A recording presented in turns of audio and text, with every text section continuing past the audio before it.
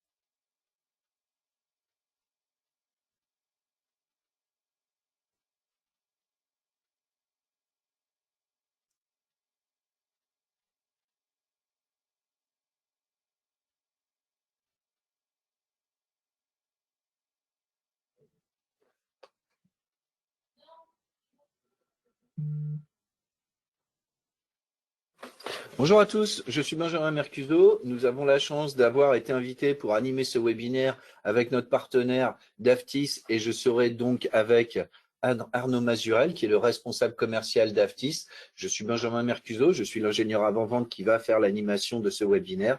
On est aujourd'hui le mardi 23 novembre 2021 et nous allons évoquer la protection du réseau contre les menaces chiffrées.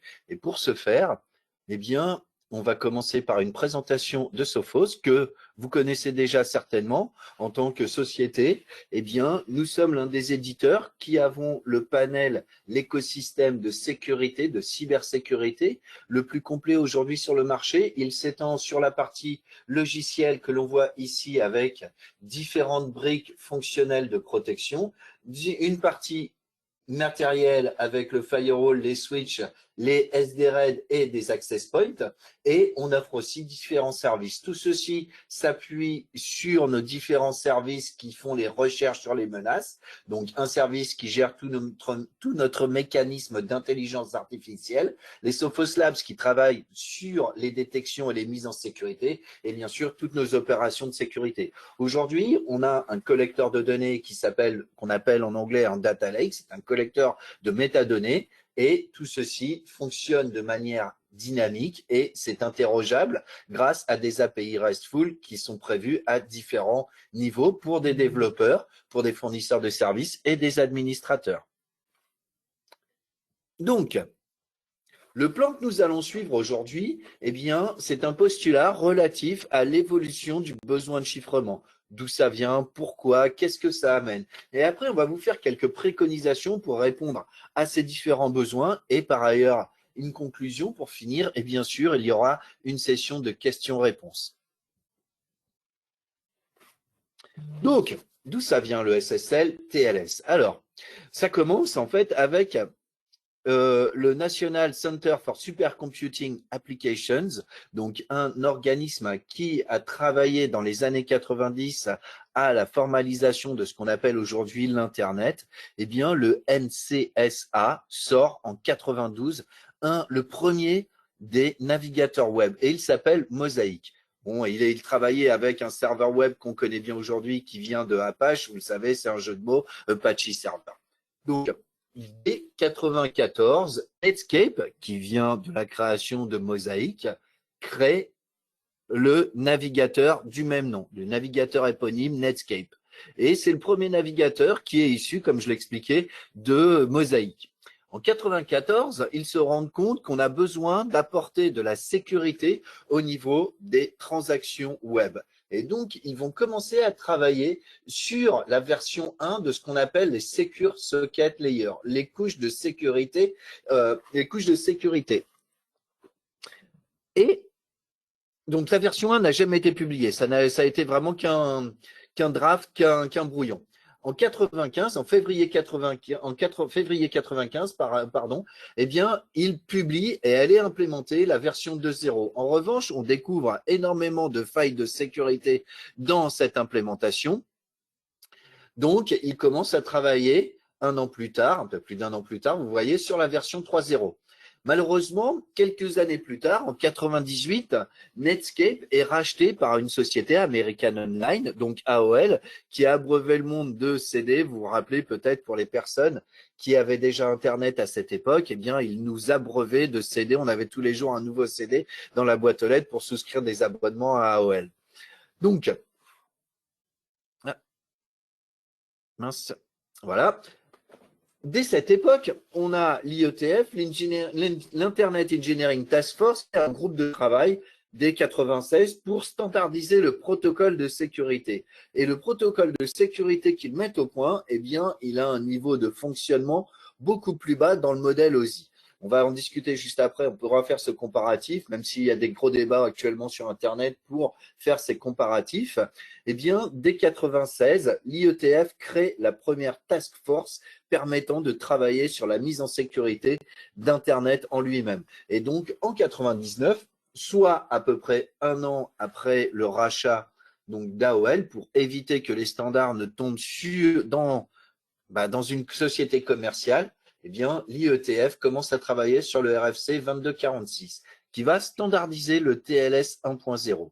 Et donc, ça apporte une autre modification profonde des standards de chiffrement, c'est que auparavant, les Secure Socket Layer ne travaillaient que à destination d'un navigateur.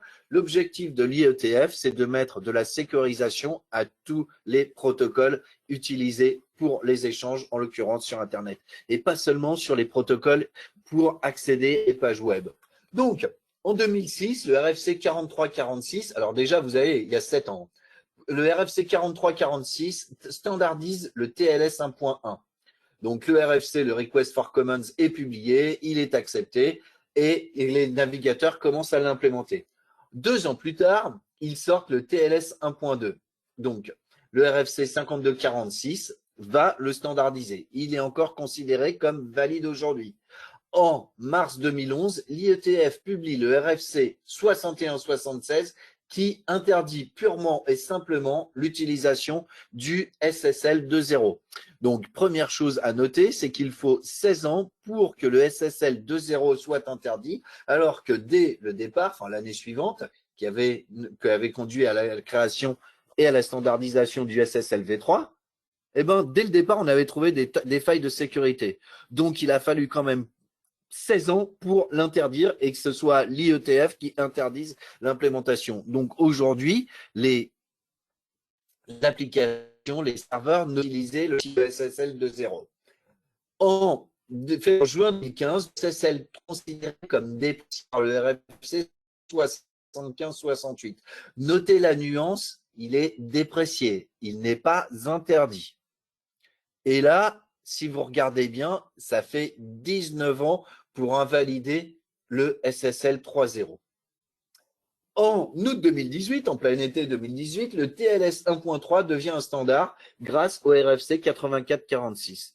Donc aujourd'hui, ça fait 3 ans que le TLS 1.3 est normalisé, qu'il devait être implémenté. En revanche, il ne faut pas oublier deux choses, et c'est ce qu'on va voir plus précisément maintenant. Comment ça fonctionne? Eh bien, ça fonctionne grâce à l'échange de certificats. Ces certificats, de manière générale, ils ont une durée de vie assez longue. Voici comment fonctionne un échange TLS. Alors, TLS SSL. Beaucoup de gens aujourd'hui continuent d'utiliser le terme SSL, Secure Socket Layer. Et on l'a vu, c'est totalement déprécié. Ce n'est plus recommandé de l'utiliser. Aujourd'hui, en fait, on utilise du Transport Layer Security. Mais dans la tête des gens, en fait, les deux termes continuent à cohabiter. Et d'ailleurs, on le voit, on le dit encore aujourd'hui très fréquemment, la connexion du navigateur est sécurisée par SSL. Et c'est le poids de l'histoire qui existe en informatique. Bref, quoi qu'il en soit, aujourd'hui, comment ça se passe? Quand une personne se connecte à un navigateur web, un serveur web, pardon, depuis son navigateur web, eh bien, il établit une connexion client-serveur vers un serveur. Et ce serveur va présenter sa carte d'identité. La notion de carte d'identité pour expliquer le fonctionnement d'un certificat reste pertinente, puisque, encore une fois, vous allez avoir une relation de confiance à 3 intervenants. Votre carte d'identité est délivrée par une préfecture qui a vérifié la véracité des documents que vous lui avez présentés pour justifier de votre identité et elle vous délivre donc par l'intermédiaire une carte d'identité. Et donc, quand quelqu'un vous demande de prouver votre identité, il vous suffit de présenter cette carte d'identité et la personne qui requiert ceci va regarder quelle est la préfecture qui a délivré le document. Dans le cas d'une relation client-serveur, c'est la même philosophie. Vous allez donc avoir le serveur web qui va présenter son certificat qui a été délivré par une autorité de certification considérée comme de confiance et vous allez avoir l'apparition d'un petit cadenas, jusqu'à il n'y a pas très longtemps il était vert, dans votre barre d'adresse de votre navigateur. Si vous cliquez ici sur certificat, vous avez tous les détails relatifs au certificat, avec qui a émis ce certificat, la date de validité, etc. Il faut bien noter qu'à aucun moment, vous n'avez conscience de ce qui est transporté dans le tuyau, dans la connexion point à point qui est établie entre votre navigateur et le serveur auquel il se connecte. On a simplement validé la connexion et la véracité du serveur auquel on se connecte. Ce qui circule à l'intérieur est chiffré et par abus de langage, on dit encrypté. C'est le terme anglo-saxon. Moi, je vais préférer le terme chiffré malgré tout. Et donc, les données sont totalement chiffrées et on n'est pas capable de, en théorie, les intercepter. Donc, on va voir maintenant, quand on parle des faiblesses relatives à tous ces mécanismes, on va voir que le principe est de s'intéresser aux flux chiffrés tout en faisant croire au navigateur que les données restent chiffrées. Et c'est là le challenge. Une partie du challenge est assurée justement comme suit. On va voir qu'il y a eu considérablement de tentatives d'attaque sur les flux chiffrés, sur l'utilisation des mécanismes de chiffrement. Vous avez vu, donc, il y a des attaques Poodle, Caniche, des caniches zombies, du Heartbleed, du Lucky 13.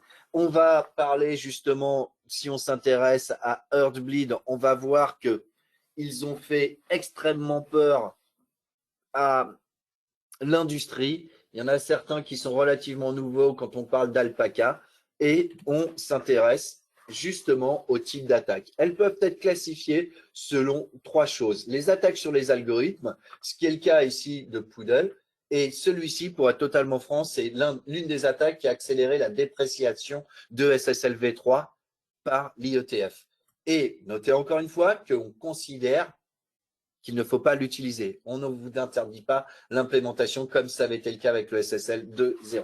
Le Heartbleed, vous vous rappelez peut-être, ça a fait les gros titres dans les journaux parce que les banques avaient peur que les données chiffrées soient exploitées, puisque c'était l'exploitation, justement, l'exploit d'un bug dans l'implémentation d'OpenSSL. Et l'OpenSSL était, enfin, l'est toujours d'ailleurs, extrêmement utilisé pour générer les certificats. Donc, dans ces conditions, les gens étaient capables de générer des certificats qui étaient falsifiés. Et c'est la deuxième chose, le deuxième type d'attaque, c'est l'usurpation, la falsification de certificats, d'autorités de certification, de vol de clés privées qui vont permettre de générer des certificats et ou de certificats en eux-mêmes. Mais le vol de certificats, c'est un petit peu moindre puisque de toute façon, ils ont une durée de vie qui reste limitée. Le troisième type d'attaque, il s'adresse plus à des utilisateurs et à leur méconnaissance du fonctionnement intrinsèque des mécanismes de sécurité. On va avoir la première chose, l'utilisation par exemple d'URL piégées. Là, en fait, on va faire un petit peu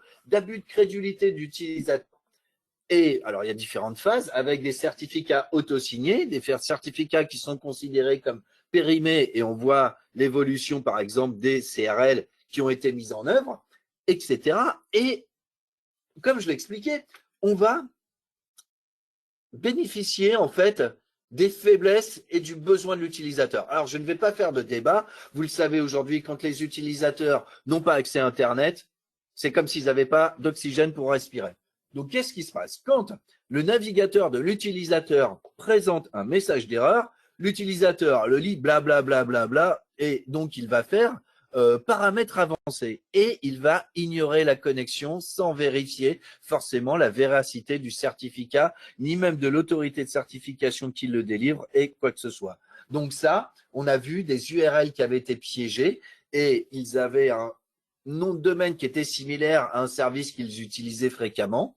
Et même s'ils ne présentaient pas un certificat qui était valide, eh bien, les utilisateurs se connectaient parce qu'ils voulaient accéder au service et qu'ils ne comprenaient pas la dangerosité. Et à partir du moment où ça lui présente un certificat dans sa barre d'adresse, l'utilisateur a tendance à croire que c'est bon et que tout est chiffré. La deuxième chose, c'est ce qu'a mis en œuvre, par exemple, Alpaca. Donc, Alpaca, eh bien, utilise la fonctionnalité qu'on appelle aujourd'hui de man in the middle, donc un homme qui écoute au milieu de la conversation.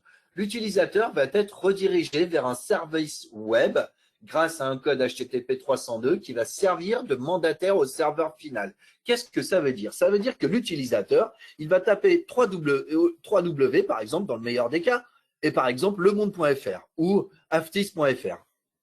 Et en fait, il ne va pas mettre le protocole utilisé en préambule. Il ne va pas mettre HTTPS. Et c'est là qu'est l'erreur. Que fait votre navigateur? Lui, on lui dit de taper aftis.fr.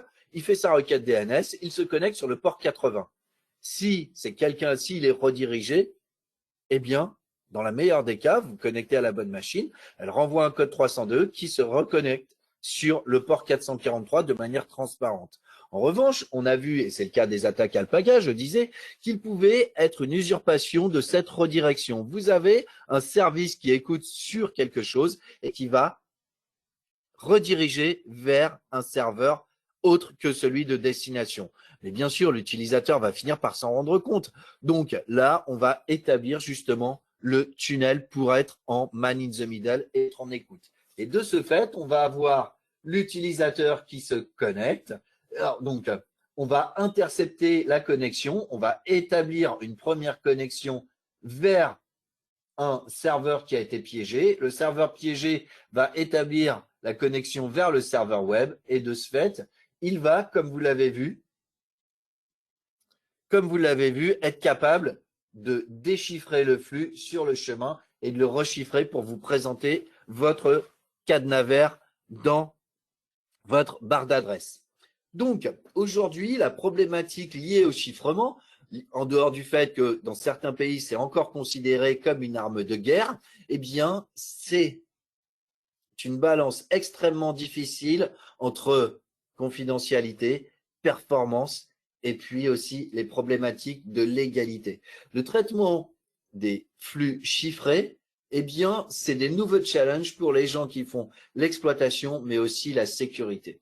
Et on voit on voit un nuage de mots-clés qui apparaît ici avec la gestion des certificats, l'authentification, la gestion des différentes normes de chiffrement, la conformité, la confidentialité, l'interopérabilité des applications, toutes les suites de chiffrement et la façon dont tout ceci est géré, ainsi que la problématique liée à la cybersécurité associée à ceci. Donc, quand on s'intéresse aux tendances du marché au sujet du chiffrement ainsi que leur impact. Vous le savez, le navigateur que vous utilisez, Chrome en l'occurrence, remonte des métadonnées chez Google et Google publie des statistiques que vous pouvez trouver librement sur Internet. Et vous allez voir, d'après ces statistiques, qu'on a une explosion des flux chiffrés au sein du navigateur. Aujourd'hui, en tout cas, vous le voyez de manière régulière, quotidienne, quand vous tapez, comme je l'expliquais par exemple, aftis.fr ou sophos.fr, vous êtes redirigé systématiquement. Il y a très peu de sites qui aujourd'hui n'implémentent pas de HTTPS. Même des consoles d'administration en mode web que vous utilisez aujourd'hui offrent la possibilité de chiffrer les données et de mettre en œuvre un certificat pour chiffrer les données en elles-mêmes. Donc, 90% du trafic aujourd'hui est chiffré lorsqu'il est intégré à un navigateur. Quand les statistiques des Sophos Labs nous remontent qu'aujourd'hui, 50% des menaces et applications potentiellement indésirables vont utiliser nativement des connexions chiffrées. Bien sûr, on s'est rendu compte que les cybercriminels, même lorsqu'ils se connectent à un serveur de commande et de contrôle, eh bien aujourd'hui mettent à disposition sur le serveur de commande et de contrôle tous les mécanismes de chiffrement. Le troisième point, c'est la problématique de performance. Quand on fait des stats vis-à-vis de nos clients, quand on remonte, on leur pose des questions, eh bien, on se rend compte qu'une énorme quantité de personnes ne déchiffrent pas. Et aujourd'hui, c'est un manque de visibilité flagrant sur les totalités des flux de ce qu'ils transportent. D'ailleurs, vous le voyez vous-même quand vous affichez donc le tableau de bord d'exploitation de votre firewall, de vos routeurs, etc., ou de votre SIEM, la majorité du temps, vous avez eu une explosion de la catégorie TLS, SSL et de moins en moins de HTTP et d'autres protocoles. Aujourd'hui, si on se pose la question, en dehors du flux HTTP, qu'est-ce qui n'est pas chiffré? Les gens, généralement, me répondent du DNS. Alors, c'est encore vrai, mais ça l'est de moins en moins. Puisque maintenant, dans les serveurs DNS, quand vous requêtez auprès d'un serveur parent, eh bien, vous êtes capable de requêter, de chiffrer les données soit dans une couche TLS, soit directement de l'encapsuler dans du HTTPS. C'est parfaitement possible. Et ça a un intérêt majeur, encore une fois, si on met en œuvre du chiffrement, c'est pour garantir de l'authentification ainsi que de la confidentialité des données qui sont transportées.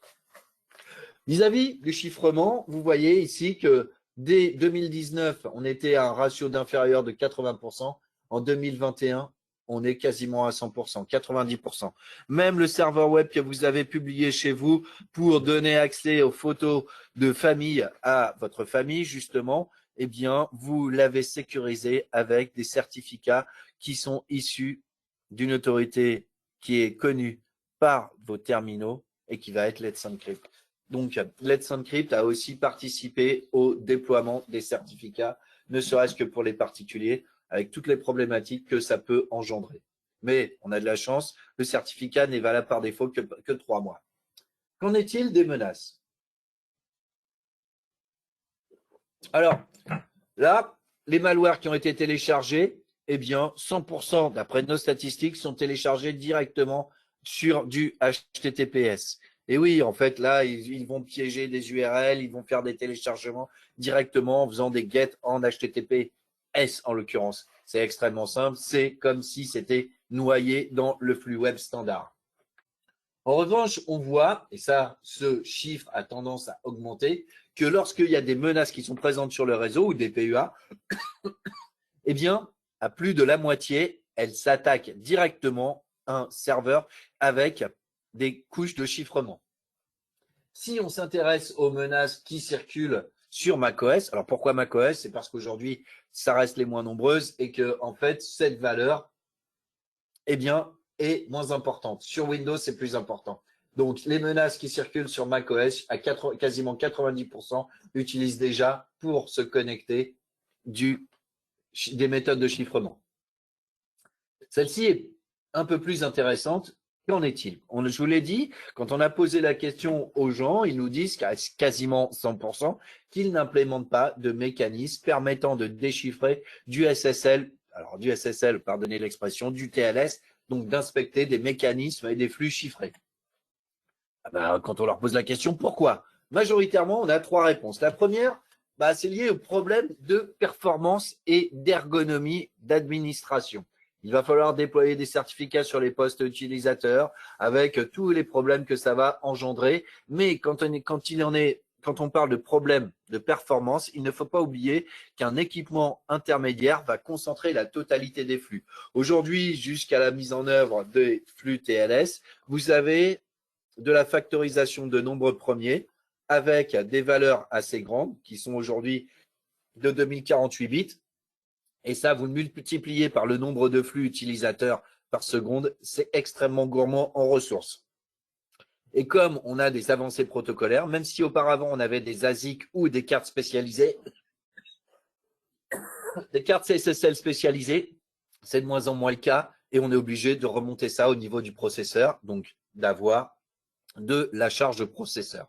On a donc des problèmes de performance et on a une autre chose, c'est que les gens se plaignent que les sites web sont altérés, l'ergonomie n'est pas au rendez-vous, l'expérience utilisateur est mauvaise.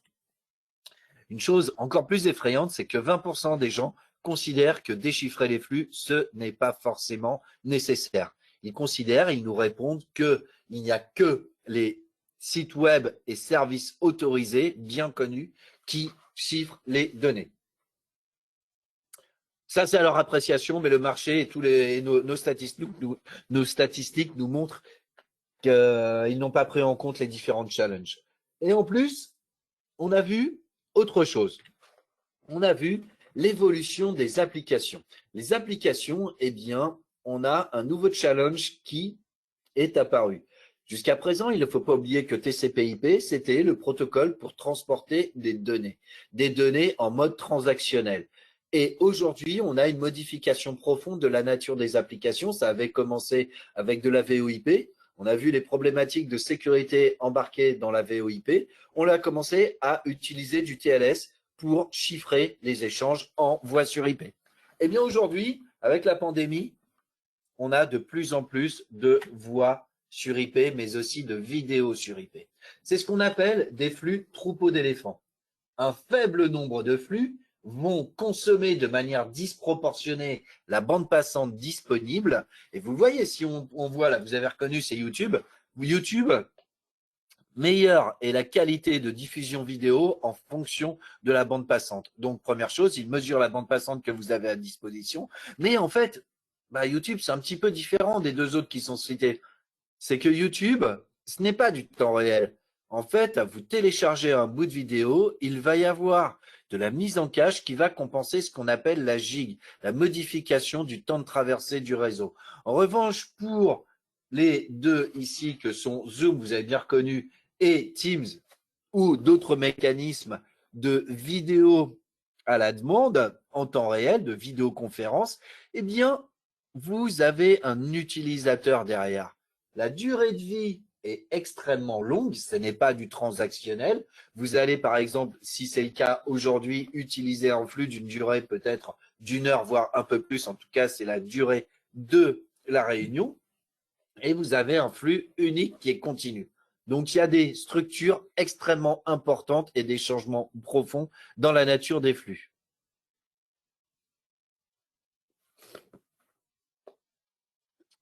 Donc, le traitement des flux chiffrés est, comme on l'a vu, complexe et peut-être difficile à mettre en œuvre. Heureusement, il existe dorénavant des standards ouverts qui facilitent l'interopérabilité de l'ensemble de la chaîne de communication entre les serveurs, les clients et les équipements filtrants intermédiaires. Les navigateurs web et les autres applications aujourd'hui intègrent les nouvelles prérogatives issues du TLS 1.3. Donc, la version 1.3 de TLS offre de nombreux avantages par rapport à ses prédécesseurs. Elle corrige des problèmes de sécurité. La première des avantages, c'est la phase de négociation qui est réduite d'un tiers. Aujourd'hui, elle s'opère en approximativement 200 millisecondes pour le TLS 1.3, alors que pour le TLS 1.2, c'était 300 millisecondes. Je sais ce que vous allez me dire, ça paraît anecdotique puisqu'on travaille de l'ordre de la milliseconde, mais multiplier ça par le nombre de flux qui sont ouverts par l'ensemble de vos utilisateurs, ça peut avoir des impacts considérables. La conception de TLS 1.3 a pris en considération les faiblesses technologiques des versions précédentes. Bien sûr, on a cherché à les corriger. Et pour l'anecdote, en fait, ça a été une telle révolution en soi qu'on pensait l'appeler TLS 2.0. Mais on est resté sur du TLS 1.3. Ce qui évite donc, par exemple, le protocole qui intègre un mécanisme de renégociation au sein du canal chiffré, on va donc éviter d'implémenter la phase de renégociation comme dans les versions précédentes, car on a vu que certaines types d'attaques ont exploité ces faiblesses pour être capables de prédire les échanges. La suite protocolaire est totalement réduite en termes de protocole de chiffrement et l'échange des certificats est dorénavant chiffré dans le TLS 1.3. Donc, ça a apporté beaucoup d'avantages. Donc, TLS 1.3 est normalisé depuis août 2018. L'ensemble des navigateurs du marché sont censés supporter ce type de chiffrement. Même le navigateur que vous avez dans votre tablette, dans votre téléphone, le supporte aujourd'hui. Les serveurs web les plus courants permettent dorénavant d'implémenter du HTTP 2.0 et bien sûr du TLS 1.3. Aujourd'hui, quand vous allez requêter un certificat auprès de Let's Encrypt, normalement, il est conforme au standard TLS 1.3. En revanche, compte tenu de la complexité, même de nos jours, certains équipements ne sont pas en mesure de déchiffrer du TLS 1.3. Donc, lors de leur phase de négociation, quand ils négocient avec un serveur web en mode proxy, ils vont dégrader la connexion à un niveau protocolaire inférieur pour être capable d'encaisser la charge et d'avoir le support en lui-même. Et ceci est fait lors de la phase de négociation. Et on a vu que dans certains cas, eh bien, on était capable de faire des attaques. Je vous l'accorde, ces attaques sont complexes, mais sachez qu'elles existent. De plus, aujourd'hui, la prise en charge du TLS 1.3, lorsque vous allez renouveler vos équipements, c'est un challenge qu'il va falloir prendre en considération. Et si possible, être capable peut-être d'anticiper l'avenir. Sachez, et vous l'avez vu, l'histoire nous l'a prouvé, que lorsqu'on fait de l'adoption et qu'on considère des standards en termes de chiffrement, ces standards ont une durée de vie extrêmement longue et ils sont invalidés vraiment très longtemps après. Là, on le voit, je vous le rappelle, dans certains cas, plus de 15 ans. Maintenant, intéressons-nous à différentes méthodes d'implémentation. La méthode d'implémentation classique, c'est le mode proxy pour déchiffrer les flux. Et c'est ce qui est illustré ici en haut, la solution basée sur le proxy applicatif. Donc là, vous avez, comme on l'a vu, votre client qui se connecte à un proxy, un serveur mandataire. Ce dernier, en lieu et place de votre client, de votre browser Internet, navigateur web, eh bien, va se connecter. Il va se connecter, déchiffrer les données, voir ce qui circule à l'intérieur et le rechiffrer et le présenter à l'utilisateur. Ça fonctionne très bien sur les flux qu'on connaît à l'avance web.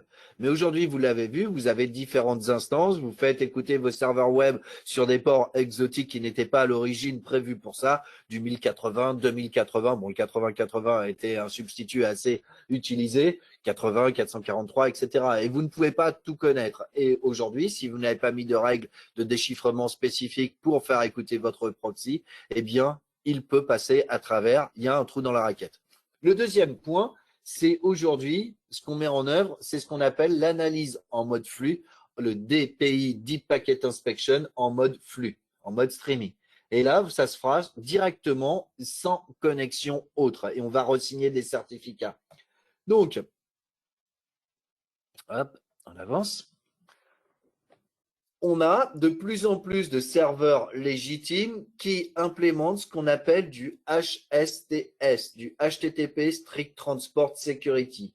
les équipements intermédiaires qui doivent valider les chaînes de certification pour éviter toute compromission, eh bien, s'ils sont en mode proxy, ils vont présenter ceci. Votre connexion n'est pas chiffrée et lorsque l'on fait le nom avancé, on n'aura pas la capacité de continuer vers le site en question.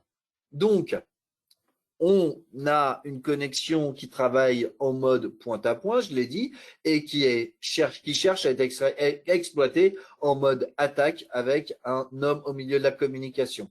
De nombreuses solutions d'inspection, de ce fait, ne connaissent pas les autorités de certification et peuvent laisser passer des flux qui ne sont pas corrects. Il faut aujourd'hui que vous preniez en considération la mise à jour des autorités de certification et que ce soit simple à mettre en œuvre. Donc, pourquoi? Parce qu'en fait, on a aussi une concentration du marché des autorités de certification. Vous l'avez vu, certaines autorités de certification qui étaient extrêmement connues sur le marché ont été rachetées par des acteurs tiers qui ont été rachetés par une autre société. Donc ça, vous irez voir, mais il y a des choses qui sont assez rigolotes. Donc, ce qui se passe, c'est que l'autorité de certification qui fournit des certificats pour une durée, par exemple, de 10 ans, eh bien, elle peut changer de main, être re-signée par d'autres autorités de certification et malgré tout, les équipements intermédiaires doivent valider l'ensemble de la chaîne de certification. Et aussi, bien sûr, être capable d'interroger les listes de révocation des certificats, qu'on appelle des CRL. Alors, tous les trafics chiffrés ne doivent pas être traités. On doit avoir aujourd'hui des outils qui nous permettent d'avoir une gestion granulaire des flux chiffrés. Déontologiquement, vous-même, administrateur système et réseau, ingénieur de sécurité, décideur, vous savez pertinemment que la loi interdit de déchiffrer les flux de santé et les flux bancaires. Vous ne devez pas les déchiffrer, sachant que la loi autorise vos utilisateurs à utiliser les ressources d'accès à Internet que vous lui mettez à disposition, elle peut l'utiliser à des fins personnelles. La notion d'abus dépend du juge. Donc, il est extrêmement important d'avoir des outils qui vont nous permettre de visualiser les flux chiffrés, de les catégoriser et d'avoir des exclusions spécifiques. Mais il y a une autre chose, on l'a vu, si les flux changent, si les certificats changent, si vous avez des obligations contractuelles avec des partenaires, des clients, etc., eh bien peut-être que ceux-ci implémentent des fonctions dégradées au niveau du chiffrement, mais vous êtes au courant, ça peut être par exemple sur un réseau privé, vous accédez à un serveur et ce vieux serveur c'est une machine-outil, eh bien elle se connecte en HTTPS mais avec un algorithme qui utilise par exemple du TS 1.1. Et vous ne pouvez pas faire autrement puisque c'est une machine-outil et que par exemple, alors c'est vraiment le cas le pire que je cite, mais ça existe, eh bien cet équipementier n'existe plus et vous devez continuer à utiliser cet équipement. Donc là, c'est le cas le pire, mais vous allez être quand même obligé de prendre en considération cette faiblesse intrinsèque. Donc, il vous faut un équipement qui va permettre l'inspection TLS des flux chiffrés et qui assure la sécurité, la légalité, la confidentialité et bien sûr les performances optimales. Il va falloir avoir la gestion granulaire des politiques de déchiffrement, être capable de gérer, on l'a vu, les sources et ou les destinations, analyser le type de trafic, l'application, le service. Ça peut être vrai, encore une fois, et c'est extrêmement intéressant quand on s'intéresse au flux qui est rapporté aux utilisateurs ou à des groupes d'utilisateurs, et bien sûr prendre en considération les caractéristiques des flux chiffrés en tant que certificat, algorithme de chiffrement, etc. Pourquoi? Parce que vous avez des obligations qui sont imposées, par exemple pour la santé par le SJPA, pour d'autres organismes, donc des certifications et des normes bien spécifiques à mettre en œuvre qui vont imposer des niveaux d'utilisation de certificats. Donc, il y a une autre chose qui est extrêmement importante, eh bien, on l'a vu, c'est d'être capable de gérer des exceptions quand quelque chose se passe.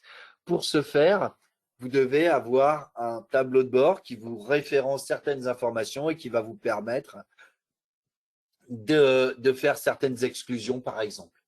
Quand on considère la problématique des performances, on voit que lorsqu'on prend un équipement intermédiaire, eh bien, dans les spécifications techniques, vous avez obligatoirement le nombre de connexions qu'il peut gérer. Sachant que lorsqu'on travaille en mode proxy, pour une connexion, vous gérez l'équipement, pour une connexion utilisateur, pardon, l'équipement va gérer 2 connexions, puisque l'utilisateur se connecte à l'équipement intermédiaire, l'équipement filtrant, et celui-ci établit une 2e connexion vers le serveur de destination en lieu et place du client. Et après, il va déchiffrer. Donc, tout ceci a un impact certain. Vous doublez le nombre de connexions, vous doublez bien sûr la mémoire allouée, la puissance processeur est impactée non seulement pour les fonctionnalités de déchiffrement, donc vous devez rechercher une solution qui répond aux exigences de votre réseau. Et bien sûr, il y a bon nombre d'équipementiers qui ne prennent pas en compte ces évolutions, peut-être parce que l'équipement a quelques années et à l'époque, ce n'était pas l'un des challenges. Donc aujourd'hui, il est recommandé de pouvoir mettre en œuvre des outils qui vont être capables de faire ça de manière en streaming, en mode flux. Vous devez aussi prendre en considération un autre facteur qui est apparu dans les noyaux, donc dans les noyaux des équipements réseau, et c'est ce qu'on appelle le FastPass. Le FastPass est une base de données qui référence des flux et qui sont traités au niveau du bus d'interconnexion des interfaces physiques, j'entends. Et pour ce faire, il ne faut pas oublier que ces équipements, ce n'est pas des routeurs, c'est des équipements filtrants. Ils doivent assurer de la sécurité. Donc, il faut qu'ils puissent délester le trafic qui est sûr et légitime. C'est ce qu'on marque ici. Et de ce fait, ça va considérablement augmenter la performance du processeur central puisqu'il va se libérer de la charge. Et on le voit, et c'est ce qu'on a vu dans certaines applications, en l'occurrence, des applications gourmandes en bande passante qui font du flux continu, de la VOH sur IP, de la vidéo sur IP et d'autres types de flux, eh bien, ils ne transportent pas de données. Donc là, il est assez pertinent de les délester directement au niveau du bus, au niveau des interfaces. Et encore une fois, c'est des flux extrêmement gourmands en ressources puisqu'ils ont une durée de vie très longue. Donc, ça va considérablement impacter l'économie de ressources matérielles de l'équipement. Et pour tout vous dire, nous, chez Sophos, on a travaillé sur cette copie en prenant en compte tous ces challenges. Et pour ce faire, on a mis à jour notre SFOS et notre plateforme matérielle XGS et on a travaillé sur ceci. Donc, dans la partie FastPass, eh bien, on va être capable d'accélérer des applications de type cloud que l'on considère comme sûres, des interfaces d'administration de type SaaS, toutes les fonctionnalités intrinsèques de SD-WAN, de VPN, etc. Dans la partie Xstream, on va être capable de faire la pile de firewall, intégrer les mécanismes de déchiffrement, chiffrement en TLS 1.3 bien sûr, et au niveau des contrôles de sécurité, tout ceci participe à l'accélération et on va avoir un équipement qui va avoir des performances optimisées compte tenu de toutes ces contraintes. Je l'ai dit, on a un processeur spécifique dans la plateforme XGS qui va nous permettre de faire de l'accélération en FastPass et de traiter les informations directement au niveau du bus sans qu'elles aient à remonter au processeur central. Bien sûr, ce processeur prend en compte les caractéristiques des inspections des flux chiffrés et ce n'est pas un ASIC, c'est un processeur. Il va donc être possible dans l'avenir, si on va apparaître du TLS 2.0 ou du TLS 1.4, eh bien, de prendre en compte ces caractéristiques sans avoir à changer le matériel. On va avoir des protections contre les performances grâce à l'utilisation du Sandstorm et tous les mécanismes qui sont mis en œuvre à l'intérieur de l'équipement en lui-même. Allez.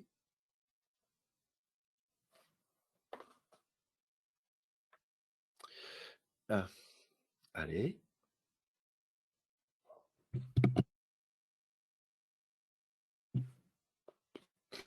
Donc, je vous l'ai dit, vis-à-vis du FastPass, on va accélérer les performances des applications que l'on sait qui ne transportent pas de données donc malsaines.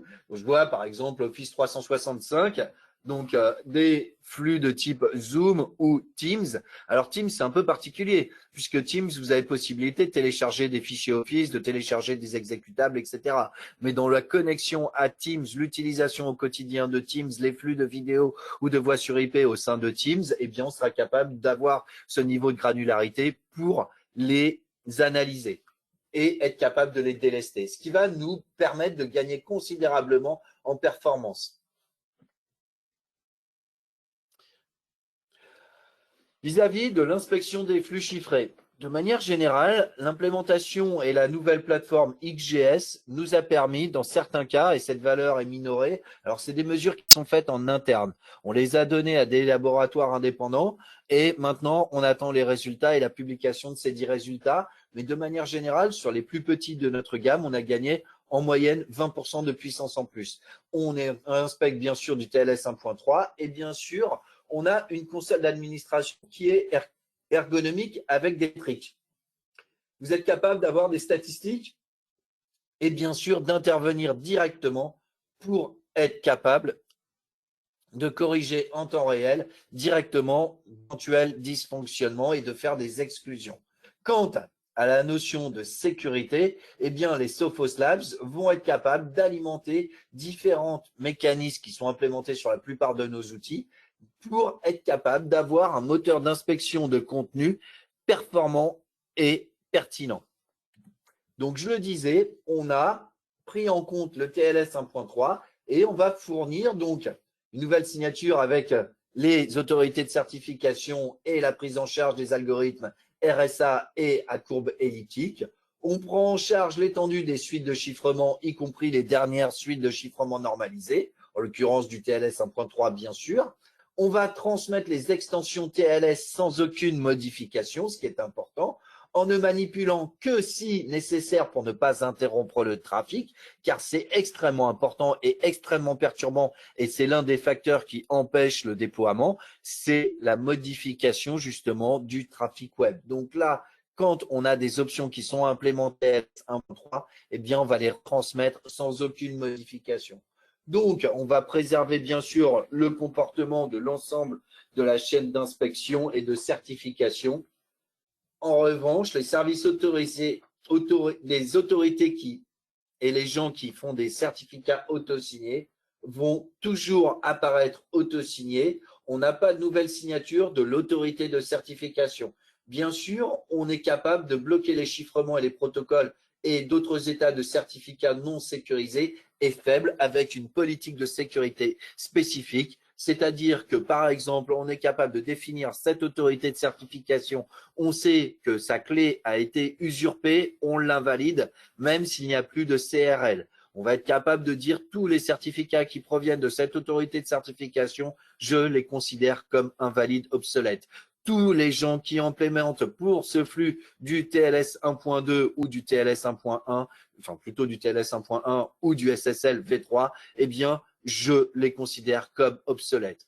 Tous les gens qui ont des autorités de certification auto-signées, je les considère comme obsolètes. Mais aussi les caractéristiques du certificat, par exemple un certificat qui a expiré. Et on voit, dans le centre de contrôle du SFOS, maintenant, on a un widget qui est apparu et qui va nous donner des statistiques. 66% du trafic est chiffré. On en a déchiffré 33% et il y a quelques échecs de déchiffrement. Donc, quand on va cliquer sur ces échecs de déchiffrement, eh bien, on va arriver dans le menu que je vous ai montré précédemment et on voit les différentes erreurs sur, en fait, la majorité des serveurs web, puisqu'en fait, on voit que c'est du purement transactionnel et qu'ils vont essayer plusieurs, surtout quand l'utilisateur rafraîchit son navigateur.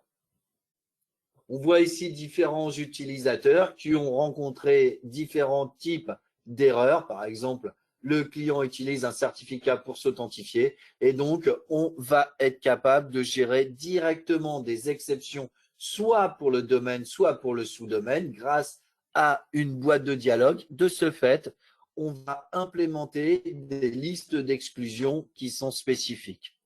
On a donc la possibilité de gérer une autorité et un flux chiffré de manière totalement granulaire, comme on peut le voir ici. Vous allez avoir les zones sources, les appareils, les sous-réseaux, etc., différents utilisateurs, les destinations, etc. Vous voyez ici que vous remplissez votre obligation donc légale, puisque sur les zones sources où vous avez des utilisateurs, le réseau, les VPN, le Wi-Fi, vous ne déchiffrez pas les flux financiers et les flux de santé. En revanche, pour votre DMZ, normalement, vous n'avez pas d'utilisateur, donc vous n'avez pas à appliquer ce type de déchiffrement.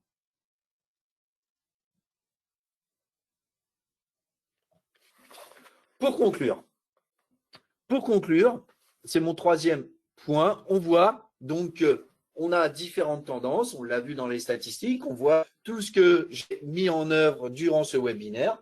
On a donc différents types de réponses. Et lorsque vous allez parler de gestion des flux chiffrés, vous avez à minima 5 considérations importantes à analyser. Première chose, prendre en charge les algorithmes de chiffrement et l'ensemble des normes de chiffrement standardisées qui sont utilisées aujourd'hui.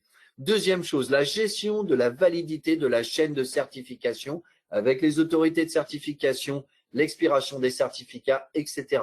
La troisième chose, c'est ce que j'expliquais, c'est la granularité de la politique de déchiffrement. Choix des éléments à déchiffrer et des éléments à ne pas déchiffrer. Et connaître l'impact sur les performances globales de l'équipement en fonction des algorithmes et du nombre de connexions qui sont attendues. Et le cinquième et dernier point, pour économiser les ressources de vos équipements intermédiaires filtrants, vous devriez vous assurer qu'ils soient capables de fonctionner en mode flux au lieu du mode proxy. Donc, on a parlé du SFOS.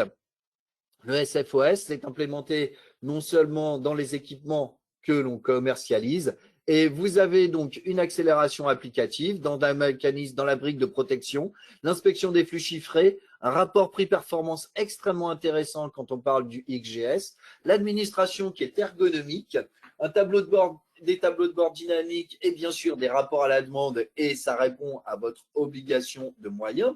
On a une administration dans un environnement en mode fully responsive, une sécurité synchronisée qui dialogue avec vos terminaux ou d'autres services, l'intégration qui est facile à mettre en œuvre puisque vous avez un portefeuille d'accès, de l'orchestration, du SD-WAN et des appliances qui sont modulaires. Si vous avez des questions, n'hésitez pas à nous contacter. Je suis Benjamin Mercuzzo. Voici ma carte de visite. Je vous invite à la scanner. C'est un QR code qui vous permettra d'enregistrer mes coordonnées. Je suis à votre disposition. Si vous avez besoin de davantage d'informations, n'hésitez pas à me contacter. Vous avez aussi l'accès grâce à ce QR code donc à la page directe de sophos.fr sur la partie firewall qui vous donnera davantage d'informations ainsi que des spécifications techniques et puis tout l'écosystème qui est associé à ceci. Maintenant, je vais pour les diapositives restantes et pour la fin de ce webinaire passer la main à Arnaud Mazurel, donc, qui est directeur commercial de la société Aftis. Merci Benjamin pour cette présentation.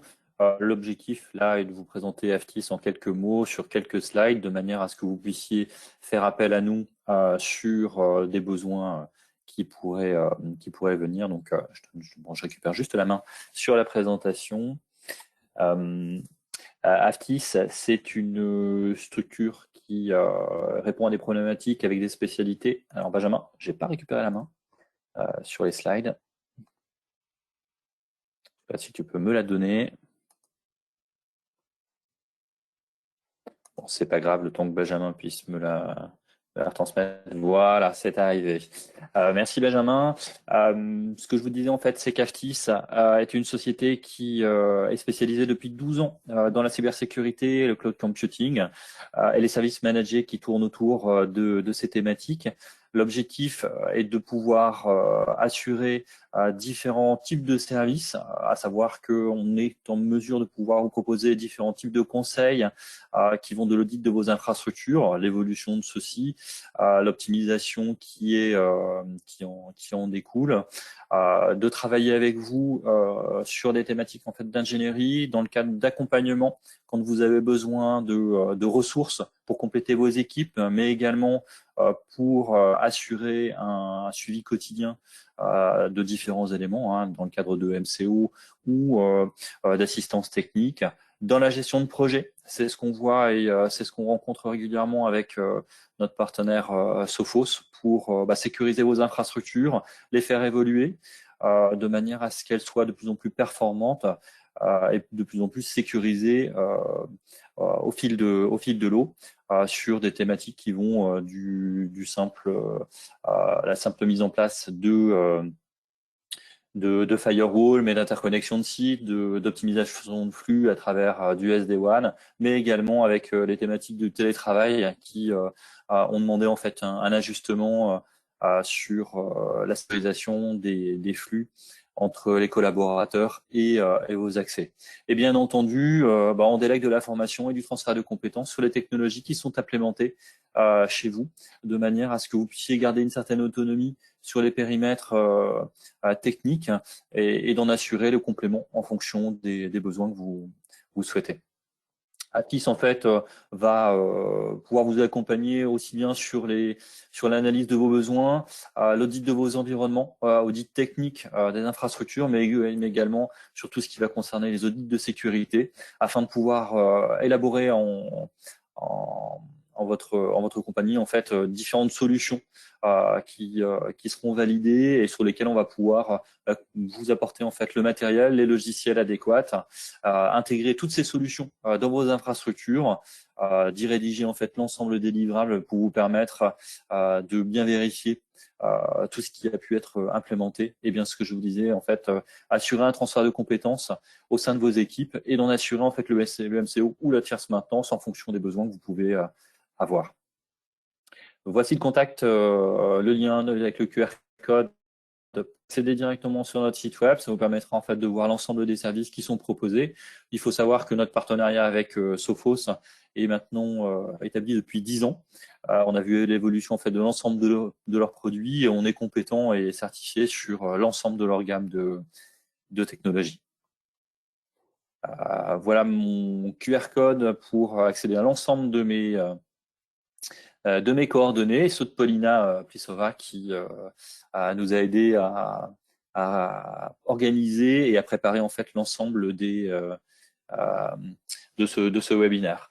Ce que je vais faire là, c'est je vais vous proposer en fait de répondre à quelques-unes des questions qui ont été posées. Alors, je vais reprendre les éléments au fil de l'eau qui ont été posés. Alors, je ne sais pas si Paulina, tu as peut-être vu des questions, toi, de ton côté.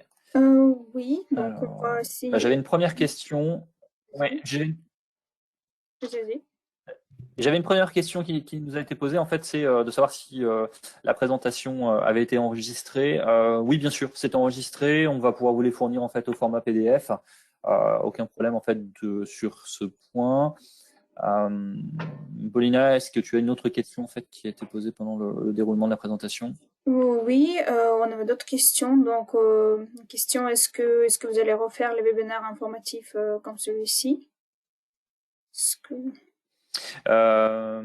Oui, c'est des choses en fait qu'on fait régulièrement sur différentes thématiques. Là, on était sur le chiffrement, mais ça nous arrive de le faire en fait sur des problématiques de sécurité de type contre les menaces de type ransomware, mais également sur de l'interconnexion de sites, puisque c'est des choses en fait que l'on fait régulièrement pour nos clients, ou pour de l'optimisation, de la sécurisation de messagerie. D'accord. Il y a aussi une ce que question. j'avais vu aussi, c'est oui, je t'en prie. Est-ce que tu as fini de répondre?